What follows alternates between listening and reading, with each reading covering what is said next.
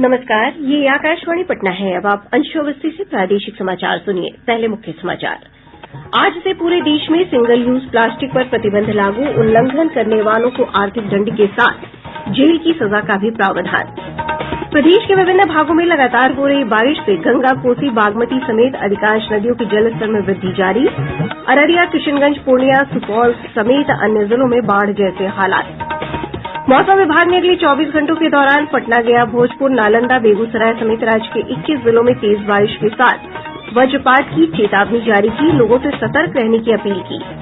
और प्रदेश में पिछले 24 घंटों के दौरान कोविड के 186 नये मामलों की पुष्टि, संक्रमितों की संख्या बढ़कर 993 हुई। अब समाचार विस्तार से। आज से पूरे देश में सिंगल यूज प्लास्टिक पर प्रतिबंध लागू हो गया है। वन, पर्यावरण और जलवायु परिवर्तन विभाग की ओर से इन सभी के इस्तेमाल पर रोक लगा दी गई है। अब प्लास्टिक के थैले में सामान लेकर चलने वालों से 500 रुपये का जुर्माना वसूला जाएगा। सिंगल यूज प्लास्टिक और थर्मोकोल से बने प्लेट, कटोरी, बैनर, छोटे बड़े झंडे, सजावट सहित अन्य सामग्री बेचने और भंडारण पर 5 साल की सजा और 1 लाख रुपये जुर्माना या दोनों का प्रावधान हो सकता है। नगर निगम के आधिकारिक सूत्रों के अनुसार 19 तरह के सिंगल यूज प्लास्टिक वाले उत्पादों पर प्रतिबंध है। प्रधानमंत्री नरेंद्र मोदी ने सिंगल यूज प्लास्टिक नहीं इस्तेमाल करने का आह्वान किया है।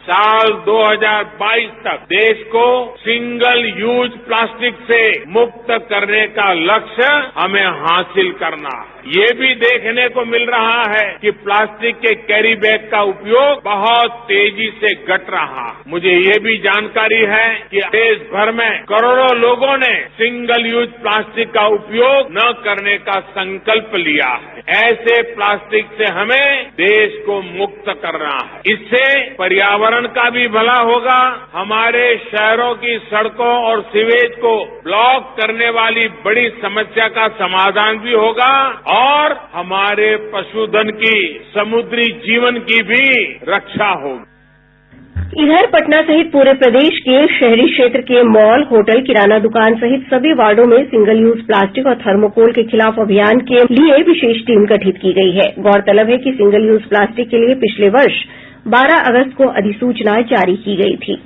प्रधानमंत्री नरेंद्र मोदी ने कहा है कि सरकार ने सूक्ष्म, लघु और मध्यम उद्यम यानी एमएसएमई क्षेत्र को सशक्त बनाने के लिए नीतियों में जरूरी बदलाव किए हैं। नई दिल्ली में उद्यमी भारत कार्यक्रम को संबोधित करते हुए श्री मोदी ने ये बात कही। भारत का एक्सपोर्ट लगातार बढ़े, भारत के प्रोडक्ट्स नए बाजारों में पहुंचे, इसके लिए देश के एमएसएमई सेक्टर का सशक्त होना बहुत जरूरी है। हमारी सरकार आपके इसी सामर्थ्य, इस सेक्टर की असीम संभावनाओं को ध्यान में रखते हुए निर्णय ले रही है, नई नीतियां बना रही है। प्रधानमंत्री ने कहा कि सरकार ने इस क्षेत्र को सशक्त बनाने के लिए पिछले 8 वर्ष के बजट में 650% से अधिक की वृद्धि की है। एमएसएमई आज मैक्रो इकोनॉमी की मजबूती के लिए भी जरूरी है। आज भारत जितना निर्यात कर रहा है, उसमें बहुत बड़ा हिस्सा एमएसएमई सेक्टर का है। इसलिए एमएसएमई आज मैक्सिमम एक्सपोर्ट्स के लिए जरूरी है। एमएसएमई सेक्टर को मजबूत देने के लिए पिछले 8 साल में हमारी सरकार ने बजट में 650%, 650% से ज्यादा की बढ़ोतरी की है। प्रधानमंत्री ने वर्ष 2022-23 के लिए प्रधानमंत्री रोजगार सृजन कार्यक्रम के लाभार्थियों को डिजिटल रूप से सहायता हस्तांतरित की। श्री मोदी ने एमएसएमई आइडिया हैकथॉन 2022 के परिणामों की भी घोषणा की और राष्ट्रीय एमएसएमई पुरस्कार वितरित किए। उन्होंने आत्मनिर्भर भारत कोष में 75 एमएसएमई को डिजिटल इक्विटी सर्टिफिकेट भी जारी किए।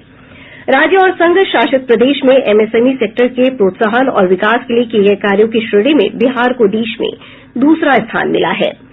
प्रधानमंत्री नरेंद्र मोदी ने उद्योग विभाग के प्रधान सचिव संजीव पौंड्रिक को नई दिल्ली में यह पुरस्कार प्रदान किया। इधर राज्य के उद्योग मंत्री सैयद शहनवाज हुसैन ने बिहार को राष्ट्रीय पुरस्कार मिलने पर प्रशंसा व्यक्त की। नेपाल में हो रही लगातार बारिश के कारण कोसी, सीमांचल सहित उत्तर बिहार की कई नदियों के जलस्तर में तेजी से वृद्धि हो रही है। पिछले 24 घंटों में गंडक नदी का जलस्तर गोपालगंज में, कोसी नदी सुपौल में, बागमती शिवहर और मुजफ्फरपुर में खतरे के निशान को पार कर गया है। वहीं गंगा नदी का जलस्तर पटना, बक्सर, मुंगेर, भागलपुर और कहलगांव में लगातार बढ़ रहा है। प्रदेश के विभिन्न भागों में लगातार हो रही बारिश से गंगा, कोसी, बागमती समेत अधिकांश नदियों के जलस्तर में वृद्धि जारी है। अररिया, किशनगंज, सुपौल और पूर्णिया जिले के 1 दर्जन प्रखंडों के कई गांवों में बाढ़ की स्थिति उत्पन्न हो गई है। अररिया शहर के कई वार्डों में परमान नदी का पानी प्रवेश कर गया है। वहीं राष्ट्रीय राजमार्ग 327E के बोरिया डायवर्सन पर लगभग 3 फुट पानी बह रहा है। इससे अररिया बहादुरगंज मार्ग पर आवागमन बाधित है। सुपौल में कोसी नदी के जलस्तर में वृद्धि के कारण निचले इलाकों में बाढ़ का पानी प्रवेश कर गया है। इधर किशनगंज जिले में महानंदा और कनकई नदी का पानी बढ़ने से निचले इलाकों में बाढ़ का पानी फैलने लगा है। जिले के दिघल बैंक, कोचाधामन और ठाकुरगंज प्रखंड के कई गांवों में महानंदा और कनकई नदी का पानी प्रवेश कर गया है। इससे इन प्रखंडों की बड़ी आबादी प्रभावित हुई है। मधुबनी, सीतामढ़ी, पूर्वी और पश्चिम चंपारण में पिछले 72 घंटों में हो रही बारिश के निचले इलाकों में बाढ़ से हालात उत्पन्न हो गये हैं। सीतामढ़ी जिले के कई गांवों में बाढ़ का पानी प्रवेश कर गया है। मॉनसून के सक्रिय होने के कारण प्रदेश के अधिकांश हिस्सों में लगातार बारिश हो रही है। मौसम विभाग के अनुसार पिछले 24 घंटों में पूरे प्रदेश में 34.9 मिलीमीटर जबकि पटना में 112 मिलीमीटर बारिश हुई है। पटना और उसके आसपास के क्षेत्रों में देर रात भारी बारिश हुई। राजधानी पटना के निचले इलाकों में जल जमाव की स्थिति उत्पन्न हो गई है। बारिश के कारण तापमान में 3 से 7 डिग्री सेल्सियस तक की गिरावट आई है। राज्य के सभी हिस्सों में पूर्वी और दक्षिण पूर्वी हवा चल रही है और कम दबाव का क्षेत्र बना हुआ है। मौसम विभाग ने अगले 24 घंटे के लिए अलर्ट जारी करते हुए कहा है कि पटना, शेखपुरा, गया, भोजपुर, नालंदा, बेगूसराय, लखीसराय, बक्सर समेत राज्य के अधिकांश भागों में आंधी और वज्रपात के साथ भारी बारिश हो सकती है। इस दौरान लोगों से सतर्क रहने की अपील की गई है। मौसम विज्ञान केन्द्र पटना की वैज्ञानिक कामिनी कुमारी ने बताया कि राज्य के अधिकांश हिस्सों में बारिश और वज्रपात की संभावना है। पिछले 24 घंटों में प्रदेश के उत्तर पश्चिम, उत्तर मध्य, दक्षिण पश्चिम, दक्षिण मध्य भागों के अधिकांश स्थानों पर एवं उत्तर पूर्व भागों के, दक्षिण पूर्व भागों के अनेक स्थानों पर आकाशीय बिजली और मेघ गर्जन के साथ हल्की से मध्यम स्तर की वर्षा होने का पूर्वानुमान है। वहीं पश्चिमी चंपारण, सिवान, सारण, गोपालगंज और किशनगंज जिलों में 1-2 स्थानों पर भारी वर्षा होने की भी चेतावनी है। इन जिलों के नागरिकों को सलाह दी जाती है कि भारी वर्षा और आकाशीय बिजली एवं मेघ गर्जन को देखते हुए सतर्क रहे और सावधानी बरतें। रक्षा मंत्रालय ने अपने पेंशन भोगियों से अनुरोध किया है कि वे अपनी वार्षिक पहचान का कार्य तुरंत पूरा करें। मासिक पेंशन के निरंतर और समय पर भुगतान के लिए वार्षिक पहचान या जीवन प्रमाणन की प्रक्रिया एक वैधानिक आवश्यकता है। मंत्रालय ने कहा है कि अब तक प्राप्त आंकड़ों के अनुसार सिस्टम फॉर पेंशन एडमिनिस्ट्रेशन रक्षा स्पर्श में शामिल 22,939 पेंशन भोगियों ने वार्षिक पहचान पूरी नहीं की है। पुरानी प्रणाली पर बने हुए परंपरा में प्राप्त पेंशन वाले लगभग 45,500 पेंशन भोगियों ने भी उपलब्ध किसी माध्यम से अपनी वार्षिक पहचान पूरी नहीं की है। प्रादेशिक समाचार आप आकाशवाणी पटना से सुन रहे हैं। केंद्रीय महिला और बाल विकास मंत्रालय ने कहा है कि पोषण योजना का लाभ हासिल करने के लिए बच्चों का आधार कार्ड होना अनिवार्य नहीं है। मंत्रालय ने स्पष्ट किया है कि सिर्फ मां के आधार कार्ड का उपयोग करके पोषण ट्रैकर ऐप के जरिए इस योजना का लाभ उठाया जा सकता है। रेलवे भर्ती बोर्ड आरआरबी ने ग्रुप डी की परीक्षा की तिथि घोषित कर दी है। ये परीक्षा आगामी 17 अगस्त से शुरू होगी। ये परीक्षा लगातार 2 महीनों तक अलग अलग चरणों में होगी। इस परीक्षा में पूरे देश से 1,18,00,000 परीक्षार्थियों ने आवेदन किया है। इसके माध्यम से लगभग 1,03,000 अभ्यर्थियों की नियुक्ति की जाएगी। बिहार से ग्रुप डी की परीक्षा में लगभग 25 लाख से अधिक अभ्यर्थी शामिल होंगे। गौरतलब है कि आरआरबी की ओर से ग्रुप डी की परीक्षा की तिथि वर्ष 2019 में घोषित की गई थी।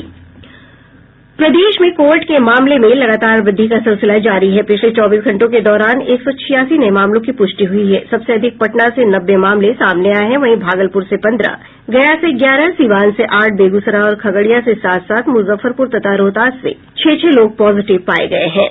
अरवल, दरभंगा, पूर्णिया और सीतामढ़ी से 4-4, मधेपुरा तथा वैशाली से 3-3, जहानाबाद और सुपौल से 2-2, जबकि 9 अन्य जिलों से 1-1 मामले की पुष्टि हुई है।